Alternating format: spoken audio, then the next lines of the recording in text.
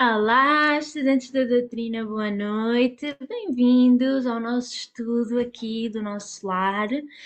Nós hoje vamos estudar e ler o capítulo número 43, com o título Em Conversação.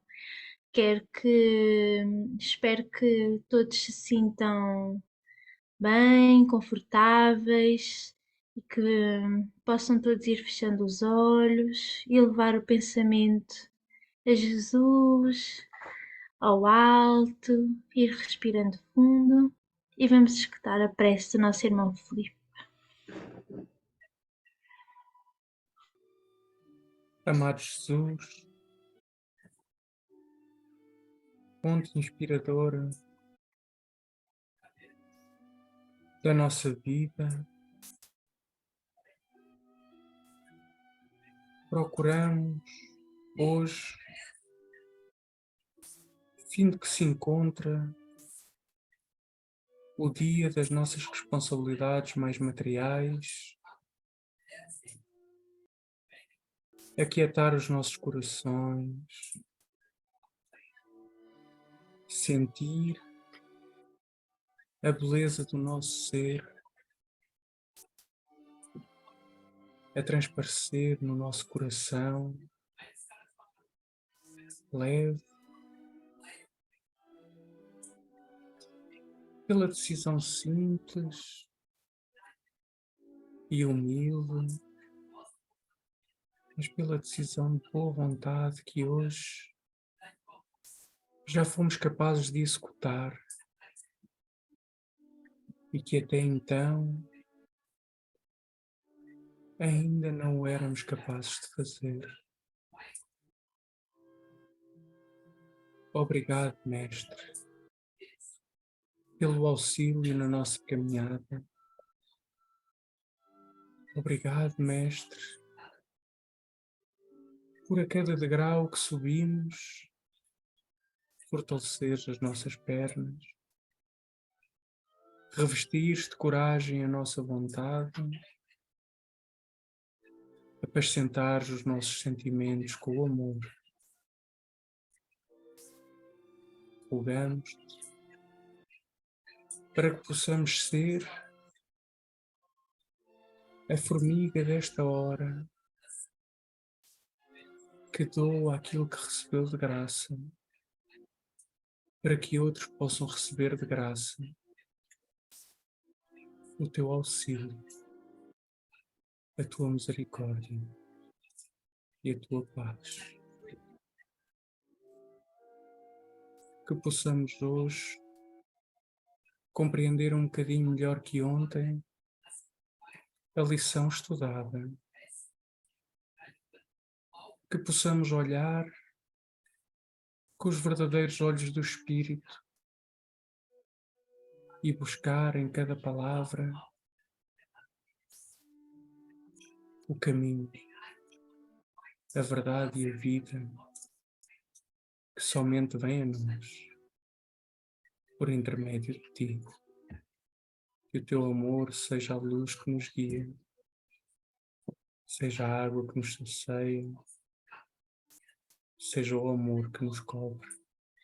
E assim seja, graças a Deus.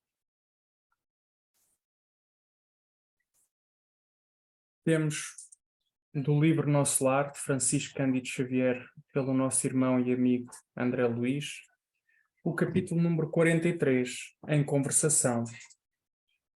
O Ministério da Regeneração continuou cheio de expressões festivas, não obstante se haver retirado o governador ao seu círculo mais íntimo. Comentavam-se os acontecimentos. Centenas de companheiros se ofereciam para trabalhos árduos na defensiva, assim correspondendo ao apelo do grande chefe espiritual. Procurei Tobias para consultá-lo sobre a possibilidade do meu aproveitamento, mas o generoso irmão sorriu da minha ingenuidade e falou: André, você está começando agora uma nova tarefa. Não se precipite, solicitando acréscimo de responsabilidade. Haverá serviço para todos, disse-nos, ainda agora, o governador. Não se esqueça de que as nossas câmaras de retificação constituem núcleos de esforço ativo, dia e noite. Não se aflija. Recorde que 30.000 servidores vão ser convocados para a vigilância permanente. Destarte, na retaguarda serão muito grandes os claros a preencher. Identificando-me o desapontamento, o bondoso companheiro, bem-humorado, acentuou depois de ligeira pausa.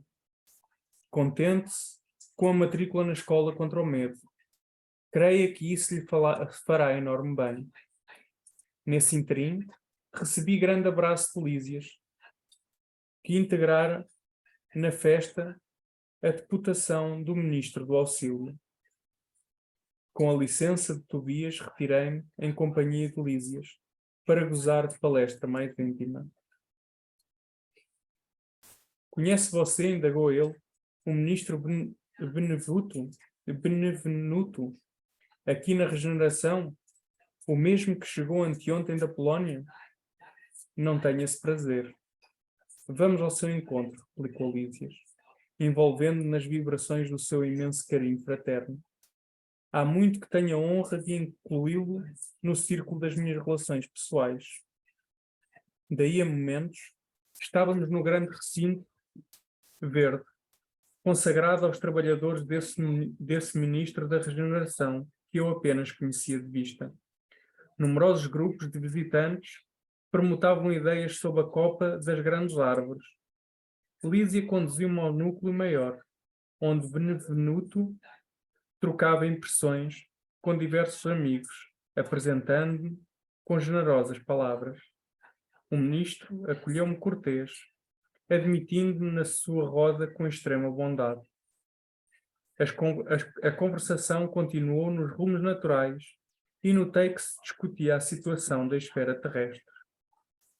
Muito doloroso o quadro que vimos, comentava Benevenuto em tom grave.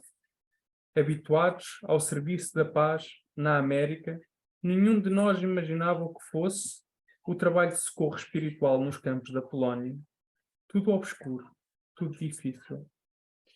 Não se podem ali esperar claridades de fé nos agressores. Tampouco na maioria das vítimas, que se entregaram totalmente a pavorosas impressões. Os encarnados não nos ajudam, apenas consomem nossas forças. Desde o começo do meu ministério, nunca vi tamanhos sofrimentos coletivos. E a comissão demorou-se muito por lá? Perguntou um dos companheiros com interesse. Todo o tempo disponível, ajuntou o ministro. O chefe da expedição, nosso colega do auxílio, julgou conveniente permanecermos exclusivamente atidos à tarefa, para enriquecermos observações e melhor aproveitar a experiência. Com efeito, as condições não poderiam ser melhores. Acredito que nossa posição está muito distante da extraordinária capacidade de resistência e dos abnegados servidores espirituais que ali se encontram de serviço. Todas as tarefas de assistência imediata funcionam perfeitamente, a despeito do ar asfixiante, saturado de vibrações destruidoras. O campo de batalha, invisível aos nossos irmãos terrestres, é verdadeiro inferno, de indestrutíveis proporções. Nunca, como na guerra, evidencia o espírito humano a condição de alma decaída, apresentando características essencialmente diabólicas. Vi homens inteligentes e instruídos localizarem, com minuciosa atenção, determinados setores de atividade pacífica, para o que chamam impactos diretos. Bombas de alto poder explosivo destroem edifícios pacientemente edificados. Aos fluidos venenosos da metralha casam-se as emanações pestilentas do ódio e tornam quase impossível qualquer auxílio. O que mais nos contristou, porém, foi a triste condição dos militares agressores. Quando algum deles abandonava as vestes carnais, compelido pelas circunstâncias. Dominados, na maioria, por forças tenebrosas, fugiam dos espíritos missionários, chamando-lhes a todos fantasmas da cruz. E não eram recolhidos para o esclarecimento justo? Inquiriu alguém, interrompendo o narrador. Benevenuto esboçou um gesto significativo e respondeu: será sempre possível atender os loucos pacíficos no lar. Mas que remédio se reservará aos loucos furiosos, senão o hospício? Não havia outro recurso para tais criaturas senão deixá-las no precipício das trevas, onde serão naturalmente compelidas a reajustar-se, dando ensejo a pensamentos dignos. É razoável, portanto, que as missões de auxílio recolham apenas os predispostos a receber o socorro elevado. Os espetáculos entrevistos foram, portanto, demasiadamente dolorosos por muitas razões. Valendo-se de ligeiro intervalo, outro companheiro opinou: é quase incrível que a Europa, com tantos patrimónios culturais, se tenha abalançado a semelhante calamidade. Falta de preparação religiosa, meus amigos, definiu o ministro com expressiva inflexão de voz. Não basta ao homem a inteligência apurada. É-lhe necessário iluminar o raciocínio para a vida eterna. As igrejas são sempre santas em seus fundamentos, e o sacerdócio será sempre divino, quando cuide essencialmente da verdade de Deus. Mas o sacerdócio político jamais atenderá a sede espiritual da civilização. Sem o sopro divino, as personalidades religiosas poderão inspirar respeito e admiração, não, porém, a fé e a confiança. Mas e o espiritismo? Perguntou abruptamente um dos circunstantes. Não surgiram as primeiras florações doutrinárias na América e na Europa há mais de 50 anos? Não continua esse movimento novo a serviço das verdades eternas? Benevenuto sorriu, esboçou um gesto extremamente significativo e acrescentou: o espiritismo é a nossa grande esperança, e por todos os títulos é o consolador da humanidade encarnada. Mas a nossa marcha é ainda muito lenta. Trata-se de uma dádiva sublime, para a qual a maioria dos homens ainda não possui olhos de ver. Esmagadora percentagem dos aprendizes novos aproxima-se dessa fonte divina a copiar antigos vícios religiosos. Querem receber proveitos, mas não se dispõem a dar coisa alguma de si mesmos. Invocam a verdade, mas não caminham ao encontro dela. Enquanto muitos estudiosos reduzem os médiuns a cobaias humanas, numerosos crentes procedem à maneira de certos enfermos, que, embora curados, creem mais na doença que na saúde e nunca utilizam os próprios pés. Enfim, procuram-se, por lá, os espíritos materializados, para o fenomenismo passageiro, ao passo que nós outros vivemos à procura de homens espiritualizados para o trabalho sério. O trocadilho arrancou expressões de bom humor geral, acrescentando o ministro gravemente: nossos serviços são astronómicos. Não esqueçamos, porém, que todo o homem é semente da divindade. Ataquemos a execução de nossos deveres com esperança e otimismo, e estejamos sempre convictos de que, se bem fizermos a nossa parte, podemos permanecer em paz, porque o Senhor fará o resto. Muito boa noite para você que nos assiste daí, de algum lado deste planeta, não é? É com muita satisfação que nós estamos aqui para estudarmos, lermos, partilharmos, explorarmos essa leitura todas as semanas. E se você ainda não viu, nós temos vídeos aí de todos os outros capítulos e iremos seguir até o último.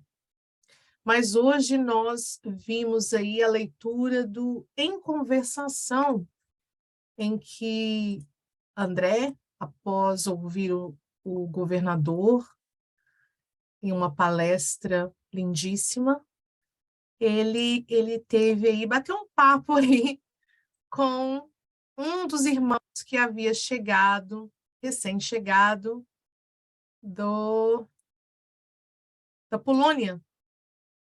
E o que estava acontecendo na Polônia? A Polônia estava em guerra. E nós vimos aí essa conversa em que André soube um pouquinho mais sobre o que estava acontecendo. E para essa noite nós vamos explorar um pouquinho do que foi dito nesse capítulo.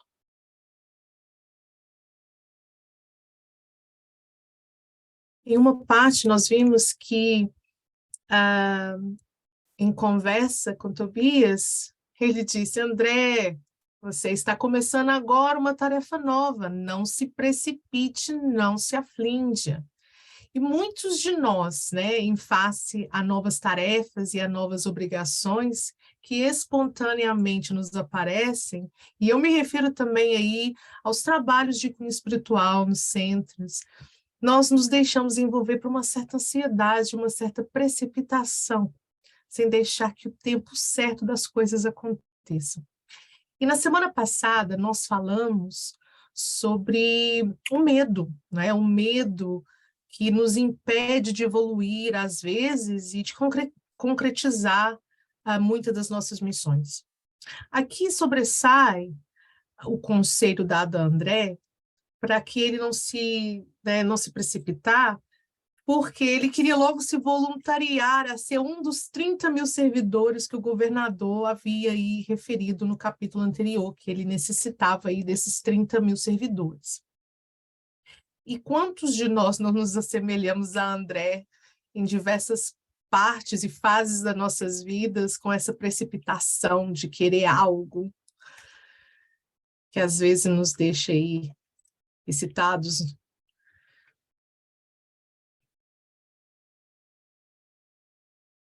Precipitado, o homem tomba nas próprias armadilhas. Paciente, ele soluciona todos os enigmas.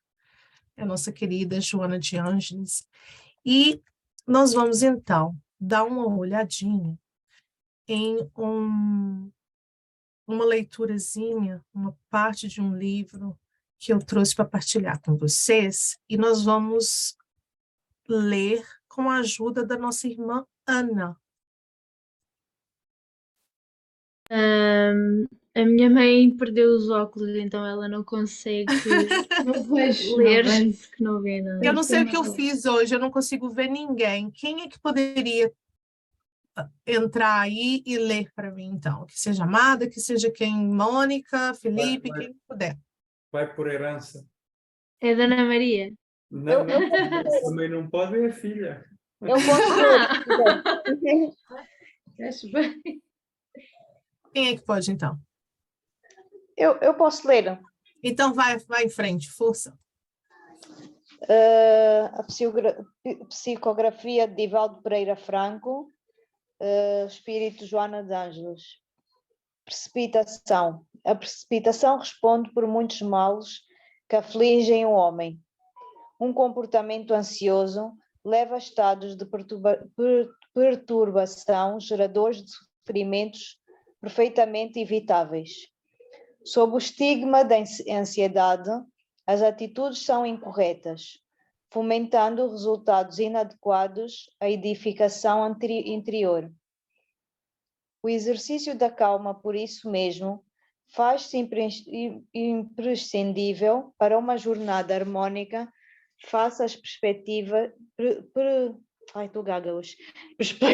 perplexidade que a vida moderna impõe. A calma ensina a esperar pelos resultados de qualquer realização que não podem ser antecipados. O ritmo do tempo é inalterável, razão porque os acontecimentos sucedem naturalmente dentro de espaços que não podem ser modificados. A instância da precipitação, o homem ouve e vê mediante ótica deformada, que mais o perturba, desde que obnubilando-lhe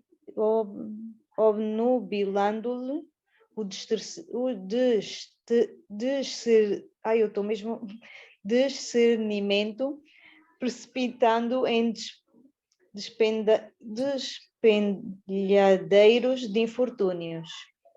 Há tempo de semear, sendo, portanto, compreensível que chegará o tempo de se cegar. Inutilmente se pretenderá, com êxito, precipitar os fenômenos da vida entre a germinação e a frutescência do grão. No campo moral, o mecanismo é equivalente. Cada fase tem um período próprio, cada ocorrência seu instante azado. Reúne as tuas forças morais na disciplina do equilíbrio, não precipitando sucessos que devem seguir o seu curso normal. Consciente que somente ocorrerá o que esteja na tua programação kármica, não sofras por antecipação, propiciando estados de ansiedade e amargura que poderiam ser evitados. Quando suceder que o sofrimento desabe sobre ti, enfrenta-o com nobreza, sabendo que o mesmo se te faz necessário como forma de crescimento para a vida e de recuperação pessoal na contabilidade dos valores espirituais.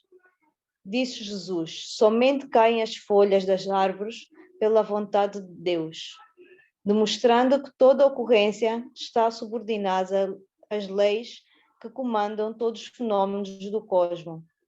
Da mesma forma, sucedem no teu universo pessoal acontecimentos a que fazes jus e de que necessitas. Tem, portanto, paciência e não te precipites nunca. Arrepender-te-ás pela decisão arrombada, ansiosa, e nunca por aquela que nasce da reflexão e da calma.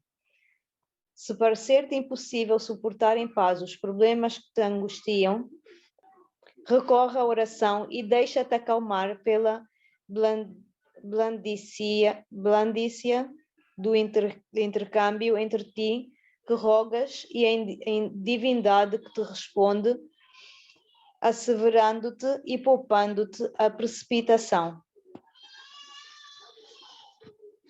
Obrigada e peço desculpa pela gagueja, não estava conseguindo ler. Nada foi pior do que eu falando os nomes biológicos de André lá naquele dia do estudo. Mas sei bem. Não. E então, o que a Joana disse? No fim da história, o que a Joana disse?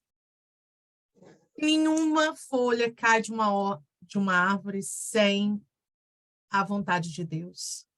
Então, a precipitação e ansiedade nas nossas vidas, os nossos problemas pessoais, mesmo que sejam de um modo em nossa vida kármica, é uma perda de tempo. Não é? Só nos atrasa, só atrasa nossas evoluções. Se nós nascemos para morrer com 81 anos, 30 dias, 2 horas, esse será exatamente o tempo que nós estaremos encarnados. Não tem como, sabe, ultrapassar. E claro que nós atraímos coisas para as nossas vidas que às vezes não estavam nos nossos planos. However, como a gente diz aqui, é preciso ter aí um balanço, não é? Pessoal, um balanço psicológico das coisas. Não tentar antecipar coisas que não precisam ser antecipadas. Eu fazendo esse estudo, eu me lembrei muito que quando eu era mais nova, eu queria muito ser grande, eu queria tanto ser adulta, meu Deus, que era uma coisa louca. E eu lembro do meu pai sempre dizendo, meu pai era muito, nunca queria que a gente crescesse de jeito nenhum. E eu lembro do meu pai dizendo, não precisa ter pressa, a hora certa vai chegar. Vocês estão vendo o que eu estou vendo? Não, vocês ainda não estão vendo o que eu estou vendo. Agora vai. Continuando.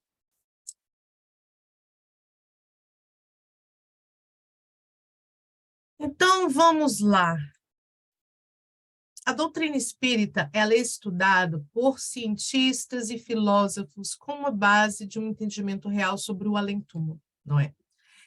A ciência, ela vem se evoluindo com o auxílio espiritual e nós podemos esperar que quando o planeta entrar na era de regeneração, em face, né, ao que nós já é óbvio, os homens descobrirão que Deus é um só, independente do nome dado a eles.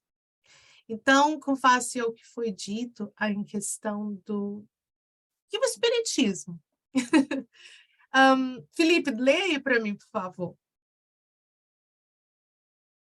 Isto está aqui no ecrã, é isso? Isso. Em suas obras póstumas, Allan Kardec afirmou que o futuro pertencia ao Espiritismo. Viremos juntos com ele. O futuro pertence ao Espiritismo. Saibamos prepará-lo. Sir William Crookes foi o primeiro, dentre cientistas, a constatar a existência de fluidos que existem sutis da matéria e forças imponderáveis que outros cientistas refeitavam unicamente. Detalhes da pesquisa são relatos em seu livro. Pesquisas sobre os fenómenos do espiritualismo. Richard Sir... agora já não vou ler isto em francês. O futuro Eu também não sei. Está no Futuro do Espiritismo, de Leon Denis, capítulo 1, O Progresso do Espiritismo. Olha, um dia, deixa eu fazer uma pausa aqui, gente. Agora eu tive aqui uma visão. Um dia o SEDEC estará fazendo congressos espirituais. E nós teremos uma falando em inglês, a outra falando em francês, e a Ana vai estar lá traduzindo para a gente. Uma visão do futuro. E o espiritismo? E o espiritismo? Pode sonhar, que isso não faz mal. Nós estaremos, vocês vão ver. Progresso do espiritismo. O espiritismo é a nossa grande esperança e, por todos os títulos, é o consolador da humanidade encarnada. Mas a nossa marcha é ainda muito lenta. Não basta ao homem a inteligência apurada. É-lhe necessário iluminar raciocínios para a vida eterna. Sem o sopro divino, as personalidades religiosas poderão inspirar respeito e admiração, não, porém, a fé e a confiança. O espiritismo, para aqueles que estão nos assistindo e não sabem, surgiu na França em 1857 com a publicação do Livro dos Espíritos. E eu não sou tão boa quanto a Ana, mas é Le Livre des Espírites, alguma coisa nesse sentido. Organizado por Léon Rival, que usa aí o pseudônimo de Allan Kardec.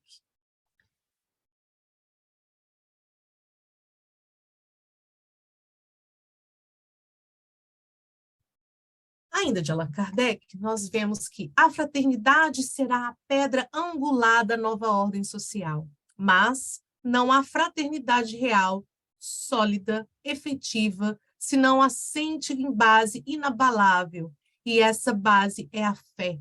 Não há fé em tais ou tais dogmas particulares, que mudam com o tempo, com os tempos, e os povos, e que mutualmente se apredejam. Porquanto, anetematizando-se uns aos outros, alimentam o antagonismo, mas a fé nos principais fundamentais que toda a gente pode aceitar e aceitará, Deus, a alma, o futuro, o progresso individual indefinitivo, a perpetuidade das relações entre os seres. Quando todos os homens estiverem convencidos de que Deus é o mesmo para todos, de que esse Deus soberanamente justo e bom, nada de injusto pode querer, que não dele, porém dos homens vem o mal, todos se considerarão filhos do mesmo Pai, e se entenderão as mãos uns aos outros. Essa fé que o Espiritismo faculta e que doravante será o eixo em torno do qual girará o gênero humano, quaisquer que sejam os cultos e crenças particulares. Essa é uma leitura que você encontra no livro de Allan Kardec, A Gênese, no capítulo 18, São Chegados os Tempos. Está no item 17.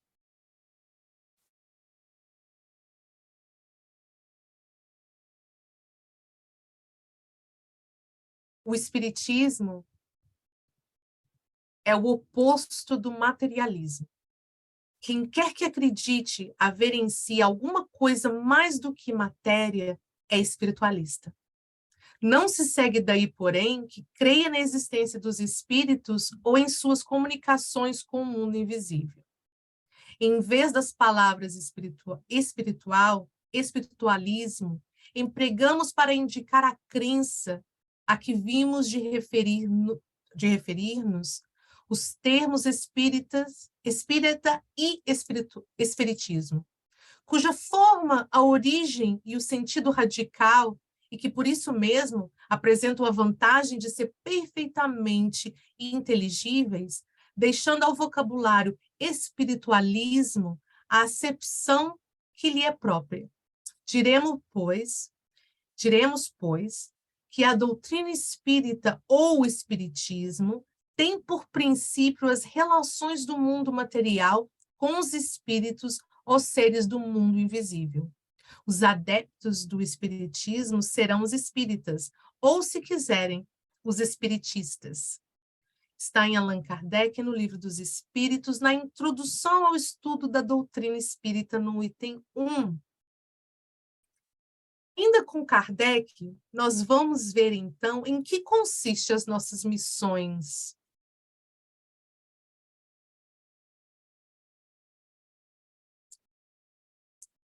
Com a nossa irmã Mônica.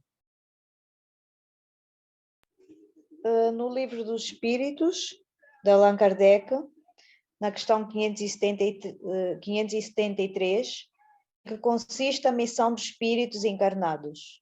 E a resposta é instruir os homens em lhes auxiliar o progresso, em lhes melhorar as instituições por meios diretos e materiais. As missões, porém, são mais ou menos gerais e importantes. O que cultiva a terra desempenha tão nobre missão como o que governa ou que instrui. Tudo em que a natureza se encandeia. Ao mesmo tempo que o espírito se depura pela encarnação, concorre dessa forma para a execução dos desígnios da providência. Cada um tem neste mundo a sua missão, porque todos podem ter alguma utilidade. Cada um tem neste mundo a sua missão. Não há por que estar ansioso ou tentar precipitar qualquer coisa que seja. Nós todos temos uma função nessa ordem natural da natureza. Deus é perfeito.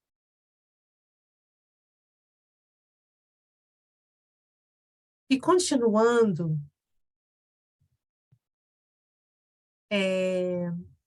os principais ensinamentos do Espiritismo se baseiam em nos amar e nos instruirmos. Está no Evangelho segundo o Espiritismo, no capítulo 6, o Cristo Consolador, no item 5. E nós ainda falamos sobre isso no estudo dessa semana. E nosso amigo Benevenuto diz: os encarnados não nos ajudam, apenas consomem nossas forças. Desde o começo do meu ministério, nunca vi tamanhos sofrimentos coletivos. O campo de batalha invisível aos nossos irmãos terrestres é verdadeiro inferno de indescritíveis proporções. Nunca, como na guerra, evidencia o espírito humano a condição de alma decaída, apresentando características essencialmente diabólicas. Eu tomei aí a liberdade de trazer um vídeo para vocês, para a gente poder relaxar um pouco. E eu vou partilhar com vocês. Dá um minuto. Por trás dos bastidores, vocês não têm ideia. Quantos botões? Me diz se vocês estão ouvindo o áudio, por favor.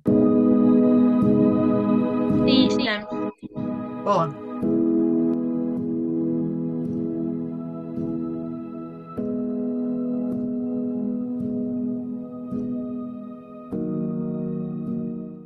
Lá no livro Emmanuel e também no livro A Caminho da Luz, que não obstante durante a guerra os seus processos de organização, grandes avanços tecnológicos venham à Terra, porque o estudo direcionado acaba resultando em progressos, né? A guerra gera mais destruição do que progresso. E se após as guerras há grandes surtos de reavivamento da sociedade, é graças ao auxílio da espiritualidade maior que envia para a reencarnação diversos espíritos missionários e vem nos ajudar com ideias novas. Mas a guerra em si é um celeiro de dores, dores para o futuro, né? Todas as vezes que nós semeamos egoísmo e nós fazemos os nossos interesses prevalecerem, nós enviamos os jovens para a desencarnação precoce nas guerras, nós angariamos para nós as piores causalidades, que então serão experimentadas individualmente e coletivamente. Assim, sem dúvida, a sociedade alemã no pós-guerra, a sociedade japonesa após o desembarque de Nanquim, né? Deve haver, com certeza, tanto nos terremotos, nas dificuldades enfrentadas por essas sociedades e que ainda serão enfrentadas, né, as experiências coletivas do aprendizado, né, e também para cada um de nós transpostos, enxertados em outros povos, que já vivemos naqueles povos, né, a experiência da guerra exige uma experiência de reconstrução. Lembrando que a lei é de justiça, amor e misericórdia. Então, a experiência de erro, ela não é vivenciada enquanto reconstrução apenas pelo sofrimento puro e simples, mas pelo sacrifício em benefício de alguém, né? Alguém cuja família tem acesso à formação em medicina e tem diversos cirurgiões, pode ser alguém que no passado se envolveu em tortura ou em guerra, dilacerando corpos, né? Um médium de cura pode ser alguém que no passado se envolveu em guerra. Então, como a lei é misericórdia, quando ela nos encontra em trabalho, né, ela transforma esse trabalho em benefício para a nossa vida. A principal função de quem erra a experiência da guerra é construir posteriormente paz. Não devemos pensar a experiência da causalidade experimentada no retorno como experiência de castigo, mas como experiência de reconstrução. Né? Se nós pensarmos dessa forma, nós teremos uma noção melhor da misericórdia de Deus e não faremos de Deus a semelhança das nossas disposições de vingança. Tem uma senhora no Caminhos para Jesus lá em Belo Horizonte que eu conheci, que ela reencarnou e ela cuida de uma série de crianças e ela mandava jovens para a guerra. Então, a experiência dela de reconstrução é cuidar dessas crianças, né?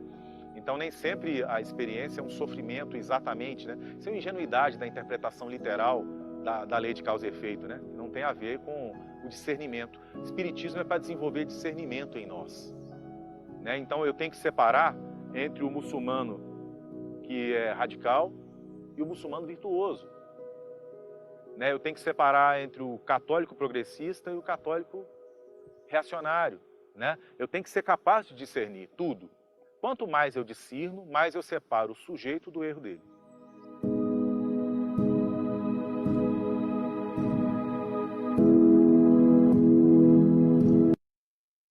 Gostaram? Sim. Olha, tá no Espiritismo TV e tem outros vídeos aí também super interessantes para vocês que quiserem dar uma olhada. O que nós aprendemos no SEDEC?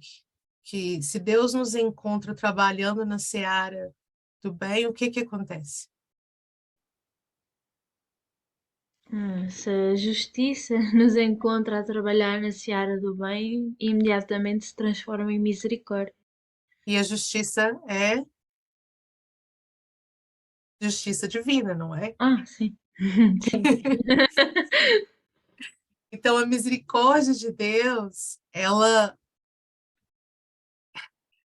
é a base de tudo, porque sem a misericórdia divina, não haveria uma semente tão pequenininha que se transformaria numa bela flor.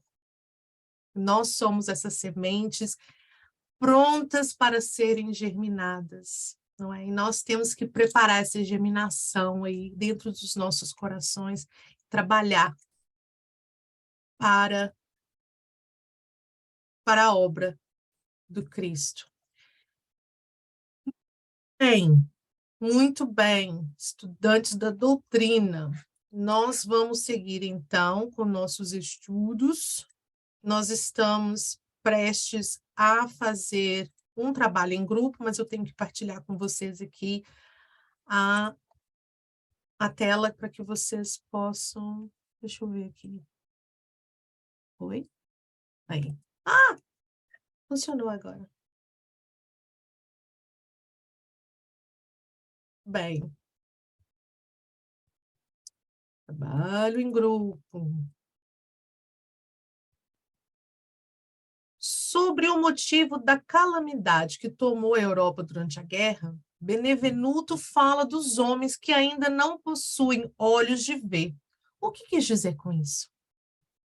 Nós iremos fazer uma pausa e voltaremos com a resposta para esta pergunta. O que vocês, o que vocês acham que significa um homem que ainda não possui olhos de ver? Primeiro, né? O que seria aí um homem que não tem olhos de ver, aquele que não tem ouvidos de ouvir? Não acredita, ao meu ver, não acredita na justiça divina, não é?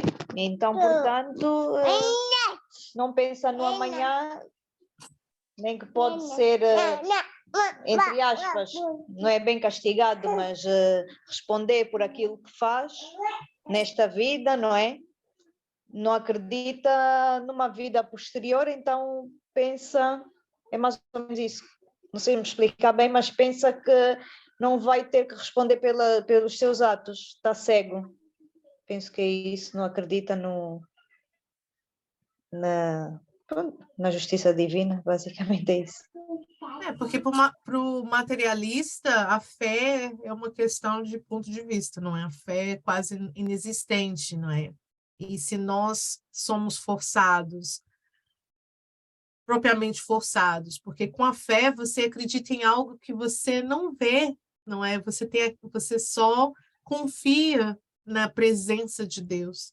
Até você ter esse encontro com Deus, você não acredita porque você não vê algo que não está lá, não é? Eu usava muito a questão do vento. O vento você não vê, você sente, você sabe que existe, que está lá, que te toca, que te visita todos os dias, mas você não vê. Mas o materialista, ele vai pensar nos poderes meteorológicos, não é, da natureza, de onde é que vem o vento, que é formado de partículas, ele vai te contar todos os detalhes e não tem os olhos de ver, porque os olhos de ver é os olhos que vê, não é, com o espírito. Esse não é o olho que vê, certo? Eu acho que o ter os olhos de ver é o despertar. E hoje em dia, com tantas evidências de todos os lados da sociedade, de várias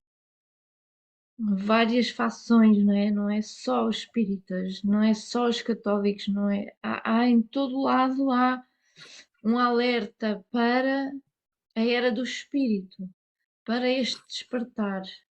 Só não desperta quem não quer. E como quem nos avisa, nosso amigo os avisos estão aí, a natureza está aí a avisar-nos por todos os lados. Todos os acontecimentos, esta necessidade de nos voltarmos para o interior. Veio uma pandemia que nos obrigou a estar em casa, a estar recolhidos. Tudo isto são avisos. E só quem não quer é que não vê. Porque ainda existe a rebelião, ainda existe este orgulho, este agarrar ao egoísmo, não é? E é urgente que as pessoas, para o seu próprio bem, comecem a despertar, comecem a ver com olhos de ver, a ouvir os avisos que estão aí por todo o lado.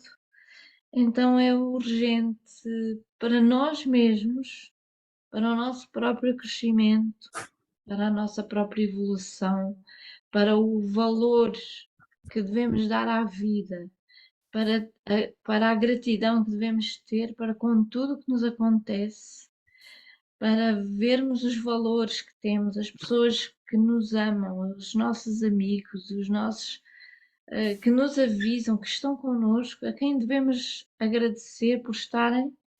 Isso tudo é Deus, é a misericórdia de Deus, que nos fala através de quem nos ama, que nos fala através da natureza. Todos estes avisos é o amor do Pai por nós. E então aí está o despertar, olhar com olhos de ver.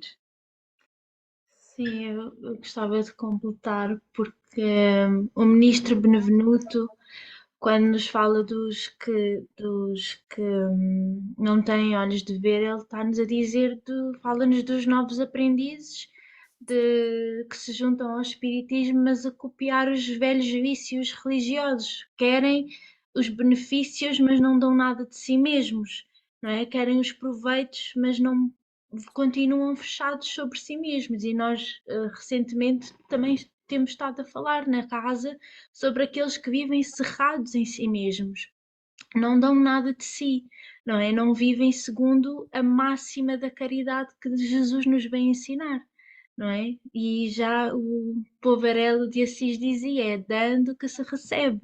Por isso precisamos de dar de nós para poder receber, mas não dar com essa intenção de receber. O ministro Benevenuto fala-nos daqueles que, de nós encarnados, que vamos para a doutrina a querer explorar o fenómeno mediúnico, não é? Vamos pelo fenómeno, pelo entusiasmo daquilo que nos aparece. E ele fala-nos, nós encarnados, portanto, procuram, juntam-se para ver a materialização dos espíritos, e nós procuramos os homens que queiram ser espiritualizados, que se queiram ver espiritualizados. E é isso que falta, esse aviso que acho que tu estavas a falar, que nós temos que ver esses olhos de ver. É agora o momento da nossa espiritualização. Ele diz: os encarnados lá não ajudam em nada, apenas esgotam as nossas forças, porque realmente não contribuímos nada para que a luz se faça dentro de nós. Nos momentos em que a treva está mais densa, é necessário que nós acendamos a nossa própria luz. Jesus disse: brilha a vossa luz. Então, que parte é que nós estamos a fazer? Estamos a fazer a nossa parte, como nos diz lá no fim do capítulo?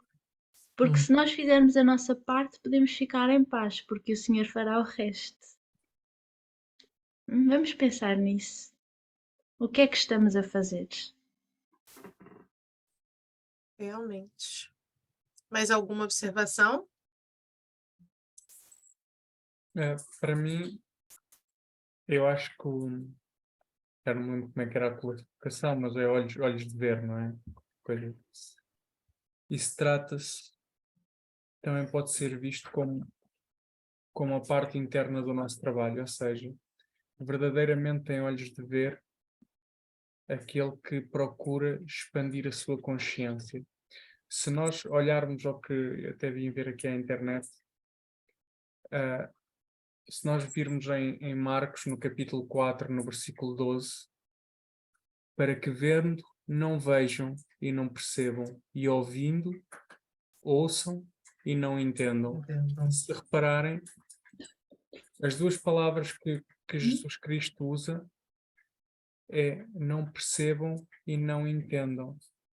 E quando Jesus Cristo também usa e diz orai e vigiai. O vigiai é estar alerta, é identificar as situações que se aproximam de nós, é procurar desmaterializar essas situações e ver além daquilo que são os nossos limites físicos, porque uma pessoa que é inconsciente, não é?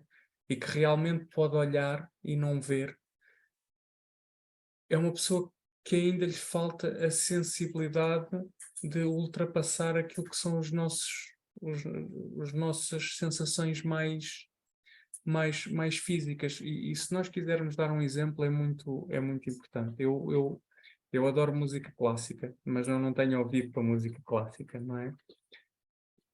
Eu, se for ver uma ópera, provavelmente eu nunca vou conseguir entrar num estado emocional de uma pessoa que efetivamente tem a sensibilidade para a música. Porque essa pessoa realmente vai conseguir estar presente naquele momento, a sentir além do que meras notas a vibrar no espaço vazio. E então é isso, um dos grandes nossos propósitos, e não é espíritas, um dos grandes nossos propósitos em termos da humanidade é nós lermos, mas fazermos alguma coisa com aquilo. E fazermos alguma coisa com aquilo é, pelo menos na minha visão mais humilde da situação, e é aquilo que é uma das ferramentas que eu uso no meu dia a dia, que é a cada leitura que eu leio, quando eu tenho um problema na minha vida, eu tento ir buscar a lição que estava no livro que eu li e que tive a capacidade, não é a capacidade, eu tive a inspiração de me lembrar. Haverá muitas outras que de facto eu não tive ainda os olhos de ver, nem os ouvidos de ouvir, e outras que até se calhar não lhe compreendi todo aquele... Mas à medida que nós vamos andando, por isso é que é engraçado, cada vez que nós abrirmos um livro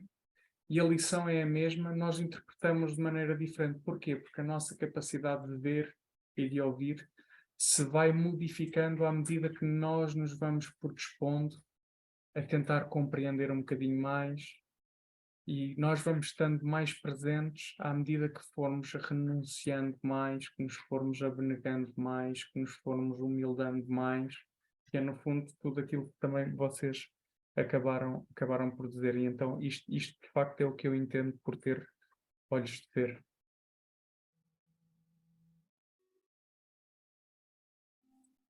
Muito bem, obrigada. Dona Maria, alguma coisa? Mônica, não? Eu fiquei super feliz outro dia, Felipe, isso é interessante, porque eu também amo música clássica, muito. E eu ficava triste, porque nas óperas é muito difícil de entender, né? Principalmente as italianas, a gente quase não entende nada. Mas aqui na Inglaterra, muitas óperas te dão, na verdade, a leitura para você ir acompanhando em inglês, mesmo que seja cantado em italiano, para entender o que está acontecendo. E é realmente muito emocionante. Muito emocionante. Ai, muito bem. Então, nós vamos partir para a fase final. Nós vamos pedir a nossa irmã Madalena para fazer a leitura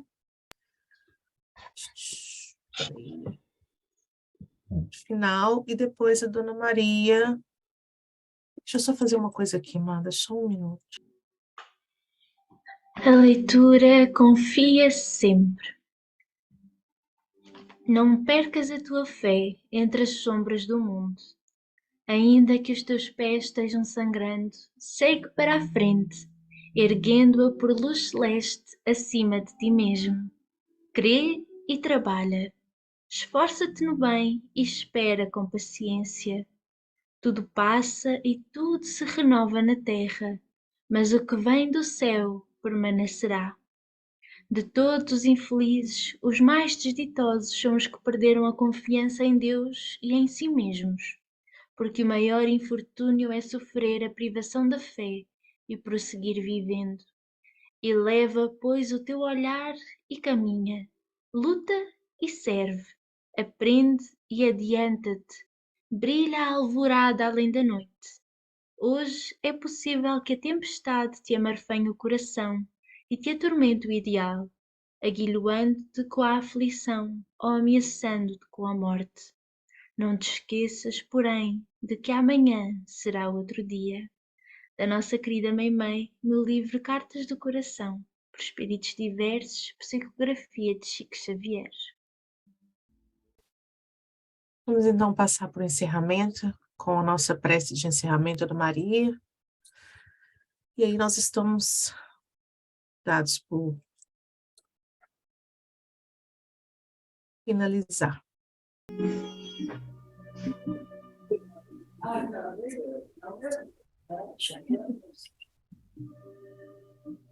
Elevamos o nosso pensamento ao Mestre e Senhor Jesus.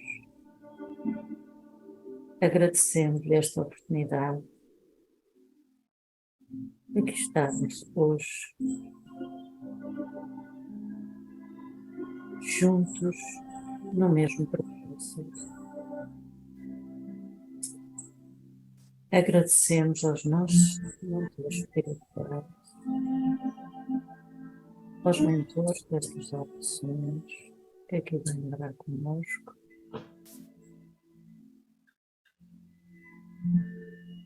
E agradecemos ao Pai de infinita misericórdia pelo dom da vida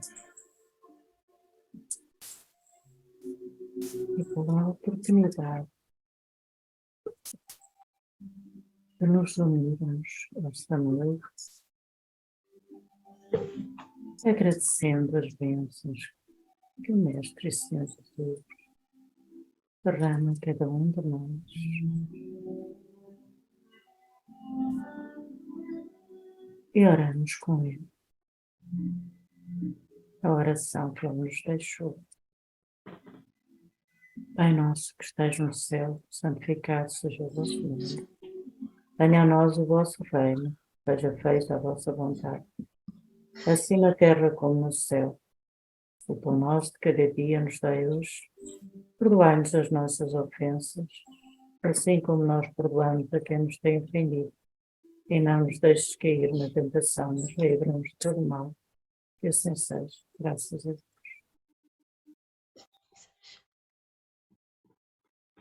Obrigada, Dona Maria. Obrigada a todos vocês que participaram aí, participam todas as semanas dos nossos estudos. Eu vou estar me despedindo agora, pedindo que Deus, nosso Senhor, traduza meu agradecimento a todos vocês em renovadas bênçãos de alegria e paz. E nós nos comprometemos a estarmos aqui na próxima semana, se assim Deus o permitir. Fiquem com Deus.